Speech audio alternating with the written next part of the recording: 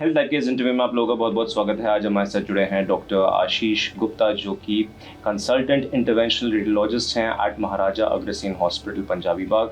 Hello sir. Hi, I am good, thanks. How are you? Very well sir. तो इनसे हम बात करेंगे इनके सब्जेक्ट के बारे में, starting with what is interventional radiology और how is it different sir from the arm treatment that people undergo nowadays. Okay, so interventional radiology एक आज के टाइम में साइलेंट किलर है जो कि मॉडर्न मेडिसिन में बहुत ही तेज़ी से आगे आ रहा है।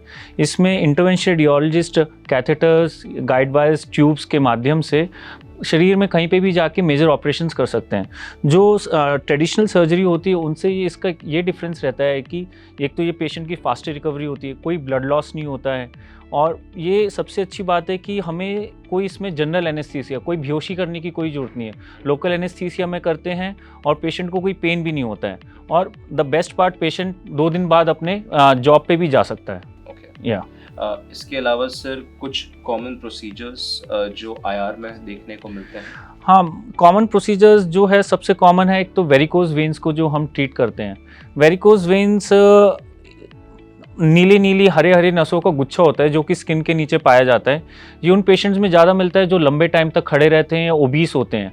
तो उन पेशेंट्स में हम लेज़र के माध्यम से या वीनस हीलिंग थेरेपी, जो कि ग्लू एक होता है, वो नसों को चिपका देता है और पेशेंट को मतलब डे केयर में ही हम करके ठीक करके भेज सकते हैं।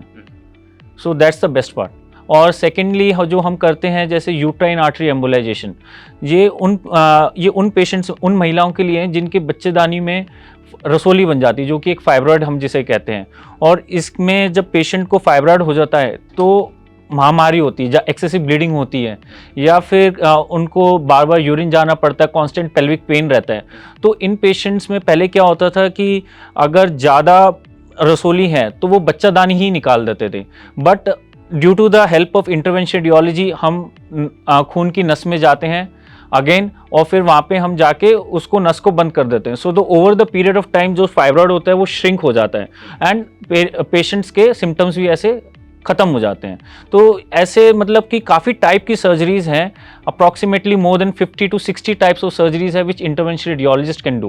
Okay, yeah that's very interesting. कैसे आप पेशेंट्स चूज करते हैं फॉर अंडरगोइंग इंटरवेंशनल रेडियोलॉजी? कुछ स्पेसिफिक क्राइटेरिया रहता है, age criteria? No, nothing like that. Interventional radiology newborn से लेके and we can go up to the like the patient till the 80s 90s, कोई there is no age restriction for this.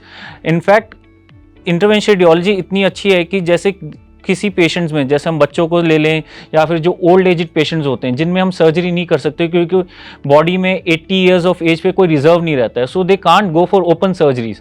So in that case interventional radiology help करता है क्योंकि minimally invasive होता है, यानी कि एक pin hole surgeries, no incision, no cut, no scars. तो हम इस टेक्निक की वजह से पेशेंट को हम इजीली ट्रीट कर सकते हैं। पेशेंट को उसके लिए बॉडी में कुछ एज सच रिजर्व भी नहीं चाहिए। सर, इमेजिंग के बारे में बात करते हैं, इसका क्या रोल रहता है? सबसे पहले सर हमारे दर्शकों के लिए इमेजिंग होता क्या है और इसका रोल क्या रहता है सर इन आईआर? सो इमेजिंग ये होता है कि जैसे सबसे पहले तो एक्सरे, अल्ट्रासाउंड होता है, ठीक है। इमेजिंग से अगर इमेजिंग है तो डायग्नोसिस बनता है, अगर डायग्नोसिस बनता है देन वी कैन ट्रीट। अगर कोई डायग्नोसिस ही नहीं है तो हम ट्रीट ही नहीं कर सकते।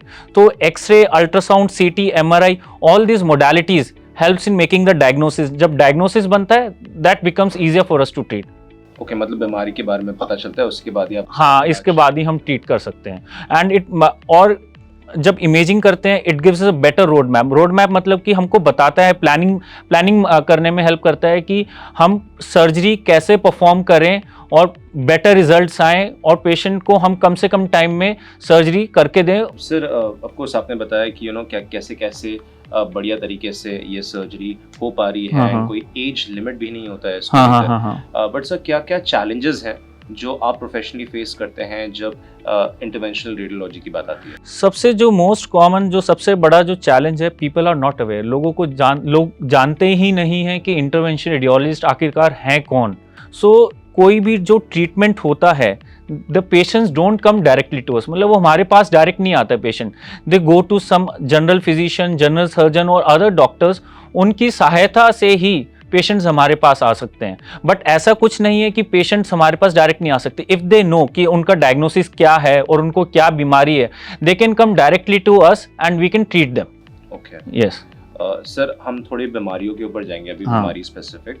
अगर थायराइड की हम बात करेंगे, हाँ हाँ, तो इंटरवेंशनल रेडियोलॉजी के थ्रू इसका कैसे इलाज कराया जा सकता है?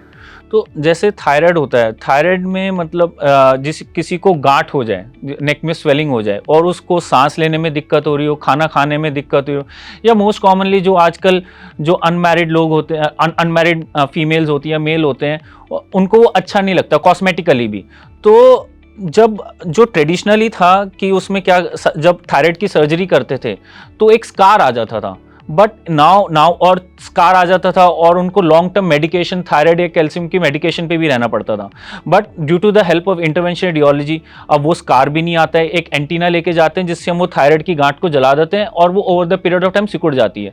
Scarless, bloodless, patient can go back very next day और the same day and no blood loss और no scar, basically no scar हाँ देखने को मिलता है। So it gives a huge benefit, क्योंकि एक स्कार के साथ रहना पेशेंट को कॉन्स्टेंटली रिमाइंड करता है कि मेरी सर्जरी हुई थी, मैं बीमार था उस टाइम। बट हमारे में कोई स्कार ही नहीं होता है, पेशेंट को कभी लगता ही नहीं कि यार मैं कभी बीमार भी हुआ था क्या। So that's the best part of the intervention radiology. एक थोड़ा कॉन्फिडेंस आ जाता है हाँ हाँ, पेशेंट को यस। अपने ऊपर। सर, दूसरी चीज है, इनफर्टिलिटी के केसेस काफी देखने को मिलते हैं। महिलाओं के केसेस में कैसे हेल्प करता है IR in the treatment of infertility?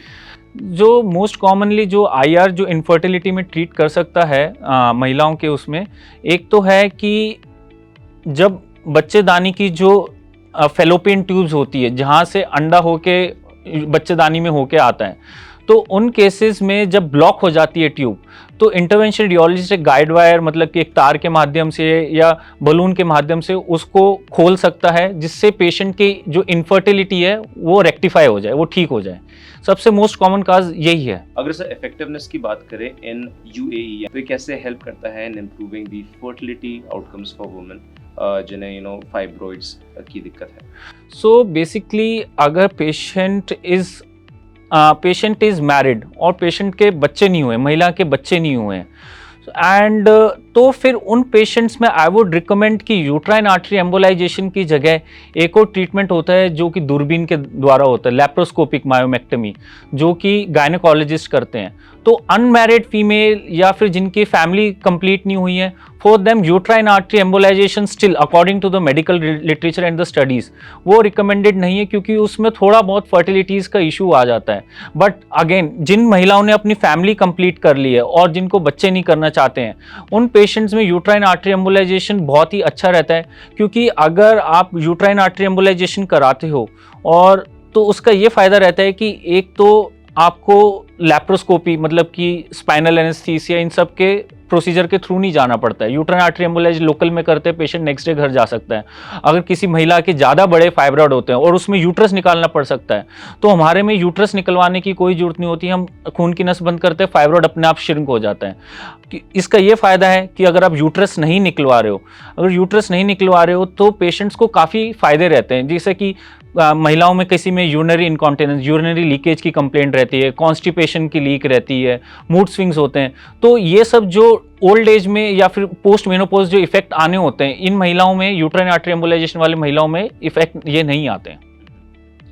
Sir अभी हम पेन के ऊपर जाते हैं। कई लोगों को काफ़ी क्रॉनिक पेन एक्सपीरियंस होता है, तो फिर सर कैसे पेन मैनेजमेंट के लिए हेल्प करता है आईआर? जो आज के टाइम में जो सबसे ज़्यादा जो जिसमें मतलब कि most of the 70 to 80% of the total global population जो कि जिसमें वो होनी है लोगों को, that is knee pain, joint pain. मतलब एक एज के बाद हर किसी ना किसी को होना होता है कईयों को। और आज के टाइम में कि जो ओबीस पेशेंट होते हैं या फिर किसी भी और कारण से जिनको 40-50 ईयर्स पे नी पेन स्टार्ट हो जाता है, तो उन पेशेंट्स में अब ये आ गया है कि पहले तो जो डॉक्टर्स थे ब्लाइंड इंजेक्शन लगाते थे to relieve the pain, but with the help of intervention radiologist हम अल्ट्रासाउंड गाइडेड लगाते हैं, एकदम जो सटीक होता है, एकदम जो सही जहाँ पे दवाई छोड़नी होती है वहाँ दवाई छोड़ते हैं, जिससे पेशेंट को अच्छा बेनिफिट मिलता है।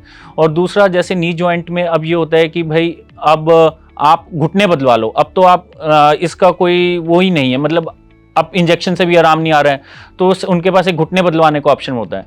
बट इंटरवेंशन रेडियोलॉजिस्ट ये कर सकता है कि एक प्रोसीजर होता है जो कि जेनिकुलर आर्टरी एम्बोलाइजेशन, जो घुटने की नस होती है हम उसको बंद कर देते हैं। उसको बंद करने से पेशेंट को घुटने नहीं बदलवाने पड़ते अगले 3-4 साल तक, क्योंकि उनका दर्द बिल्कुल ही चला जाता है। तो ये प्रोसीजर होता है यंग पेशेंट्स में काफ़ी अच्छा रहता है, या फिर जो उन पेशेंट में होते हैं जिनमें घुटने नहीं बदले जा सकते और जो मल्टीपल कोमोबिडिटीज़ होती है पेशेंट में। तो ऐसे तो हो गया नी पेन के लिए। इसी तरीके से गोल्फर्स एल्बो, टेनिस एल्बो, जो एथलीट्स होते हैं या स्पोर्ट्स पर्सन होते हैं, उनके में कॉन्स्टेंटली एल्बो में पेन रहता है, क्योंकि over the period of time वो इंटेंसली इतना ट्रेन कर रहे होते हैं कि उनको कभी ना कभी कोई ना कोई इंजरी हो ही जाती है। एंड फॉर देम वो बार बार पेन किलर लेके पेन किलर या इंजेक्शन लगा के उनको एक पीरियड के टाइम बाद दोबारा पेन होने लग जाता है। तो इन पेशेंट्स में हम वहां पे जाके खून की नस बंद करके उनको रिलीफ मिल जाता है फॉर नेक्स्ट 2-3 years। एंड 2-3 साल एक स्पोर्ट्स एथलीट के लिए अगर हम उसको पेन से रिलीव कर रहे हैं, it's a big deal. Sir एक और मैंने प्रोसीजर के बारे में सुना है, वो है रेडियो फ्रीक्वेंसी के द्वारा। इसके बारे में सर अगर आप थोड़ा बताएं कि कैसे हेल्प करता है to get rid of the chronic pain. Radio frequency में ये होता है कि जो नर्व्स होती हैं उसको हम वहाँ पे जाके जला देते हैं। But like I would say कि it is coming up, but it is not coming in my experience as far as I done the patients.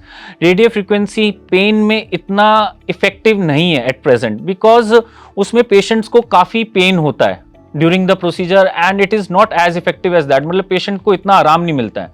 तो इन दैट केस हम पेशेंट्स को रिकमेंड करते हैं कि भाई इंजेक्शन ही लगवा लो, या फिर कोई अगर वहाँ पे कांस्टेंट पेन है या एम्बोलाइजेशन करवा लो उस तरीके से, जो कि अभी रिसेंटली जो कि MSK पेन एम्बोलाइजेशन इसके नाम से अभी आने लगा है पिछले 1-2 साल से इंडिया में। Thank you so much sir, thank you for your time. उम्मीद है हमारी ऑडियंस को काफ़ी कुछ सीखने को मिलेगा अबाउट इंटरवेंशनल रेडियोलॉजी। तो ये थे डॉक्टर आशीष गुप्ता हमारे साथ फ्रॉम महाराजा अग्रसेन हॉस्पिटल पंजाबी बाग। क्या कहना है आपका इस इंटरव्यू के बारे में हमें कमेंट सेक्शन में ज़रूर बताएं, और हेल्थ लाइफ को सब्सक्राइब करना ना भूलें।